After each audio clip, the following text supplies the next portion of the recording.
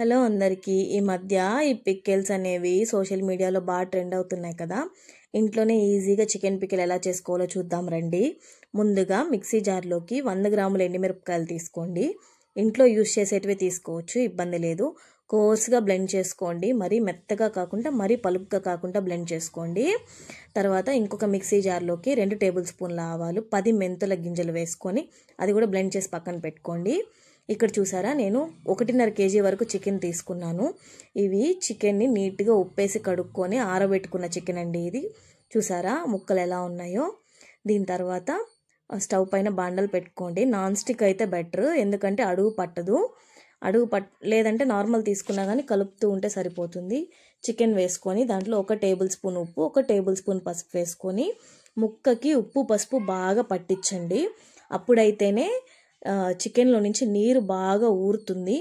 ఎన్ని నీరు ఊరి అంత ఎవాపరేట్ అయిపోవాలి, అప్పుడైతేనే చికెన్ ఎక్కువ రోజులు నిలువ ఉంటుంది. నీరు అనేది ఉండకూడదు మనకి. చూసారా ఎన్ని నీళ్ళు ఊరాయో. ఇవన్నీ కంప్లీట్గా డ్రై అయిపోవాలి. ఇలా డ్రై అయ్యాక దీన్ని తీసుకొని పక్కన పెట్టుకోండి. ఇప్పుడు స్టవ్ పైన మళ్ళీ బాండలు పెట్టుకొని దాంట్లో 750 ml వరకు ఆయిల్ వేసుకోండి. లేదు ముక్క మునగాలి అనుకునే వాళ్ళు 1 లీటర్ వరకు వేసుకోండి. నాకు అంత అవసరం లేదు కాబట్టి నేను వేసుకోలేదు. ఇది శనగ నూనె అండి. చూసారా ముక్క పడంగానే ఎలా పొంగుతుందో. ఈ శనగ నూనె ఎంత హెల్త్కి మంచిదని పికిల్ బిజినెస్ వాళ్ళు చెప్పేదాకా నాకు అంత ఇంపార్టెంట్ తెలియదండి, ఎందుకంటే మేము ఎప్పటి నుంచో ఇదే వాడుతున్నాం ఇంట్లో. ఇప్పుడు ఈ చికెన్ పీసెస్ అన్నిటినీ మనము ఆయిల్లో వేసుకొని ఫ్రై చేసుకోవాలి.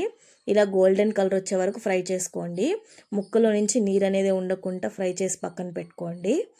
ఇది ఎలా తెలుస్తుందంటే నూనెలో నుంచి గలగల సౌండ్ వస్తుంది చికెన్ ఉడికాక, అప్పుడు తీసి పక్కన పెట్టుకుంటే సరిపోతుంది. ఇప్పుడు అదే నూనెలో ఒక 6 నుంచి 7 ఎండుమిరపకాయలు వేసుకోండి. ఇది పూర్తిగా ఆప్షనల్.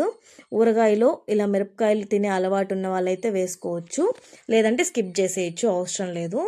తర్వాత అదే నూనెలో ఒక 4 టేబుల్ స్పూన్ల వరకు అల్లం తెల్లగడ్డ పేస్ట్ అయితే వేసుకోండి. ఖచ్చితంగా ఫ్రెష్ అల్లం తెల్లగడ్డ వేసుకోండి, టేస్ట్ చాలా బాగుంటుంది. అల్లం తెల్లగడ్డ మొత్తం పచ్చివాసన పోయేదాకా వేయించుకోవాలి. అది కంప్లీట్గా పచ్చివాసన పోయేంత వరకు నూనెలోనే ఫ్రై చేసుకోవాలి కలుపుతూ. తర్వాత ఇప్పుడు మనం ఫ్రై చేసుకున్నాం కదా చికెన్, ఆ చికెన్ మొత్తం వేసుకొని అల్లం తెల్లగడ్డ పేస్ట్లో బాగా కలిపి ఉడికించండి. అప్పుడైతేనే ముక్కకి బాగా అల్లం తెల్లగడ్డ కూడా పడుతుంది. చూసారా ఇది ఎంత బాగా ఆయిల్ పైకి తేలాలి, అప్పుడు దాకా కొంచెం కలపండి. ఒక 5 to 10 minutesలో అయిపోతుంది ఇది. తర్వాత ఇప్పుడు మనం రుబ్బుకున్నాం కదా కారం, ఆ కారపొడిని అయితే వేసుకోండి. ఇక్కడ మనం నార్మల్ కారం కూడా యూజ్ చేయొచ్చు, కానీ ఇలా వేసుకోవడం వల్ల మనకు మరీ మెత్త కారం కాకుండా కొంచెం గరుగ్గా ఉంటుంది. అన్నంలో కలుపుకొని తినేదానికి కూడా బాగుంటుంది. ఇంకోటి నార్మల్ కారాలు వేస్తే కూడా మనకు కడుపులో మంట అనేది ఎక్కువ ఉంటుంది. ఇదైతే అలా రాదండి. చూసారా కారం బాగా ఉడకాలి, మళ్ళీ నూనె పైకి తేలేదాకా ఉడకాలి. ఇలా నూనె మొత్తం పైకి తేలాక మనం రుబ్బి పెట్టుకున్నాం కదా ఆవాలు మెంతుల పొడి, అది వేసుకోండి. తర్వాత బిర్యానీ మసాలా వేసుకుంటున్నాను ఇక్కడ నేను టేస్ట్ కోసం. ఈ బిర్యానీ మసాలా వేసుకుంటే అన్నంలో కలుపుకొని తింటే బాగుంటుంది. మెంతులు ఆవాల పొడి బదులు ధనియాల పొడి కూడా వేసుకోవచ్చండి, కానీ ఊరగాయలో ఆవాలు మెంతుల పొడి ఉంటేనే టేస్ట్ ఊరగాయకి. ఇష్టం లేదనుకున్న వాళ్ళు హ్యాపీగా ధనియాల పొడి వేసుకోవచ్చు, ఒక 4 టేబుల్ స్పూన్ వరకు. చూసారా పికిల్ అనేది ఎంత బాగా అయిపోయిందో. ఇది చల్లారాక నేను ఒక 5 నిమ్మకాయల నిమ్మరసాన్ని అయితే తీసి పక్కన పెట్టుకున్నానండి. 5 పెద్ద నిమ్మకాయలు, చిన్న నిమ్మకాయలు అయితే ఒక 8 వరకు తీసుకోండి. ఇది కొద్దిగా వేసి పట్టించాక ఒక రోజు అలానే వదిలేయండి.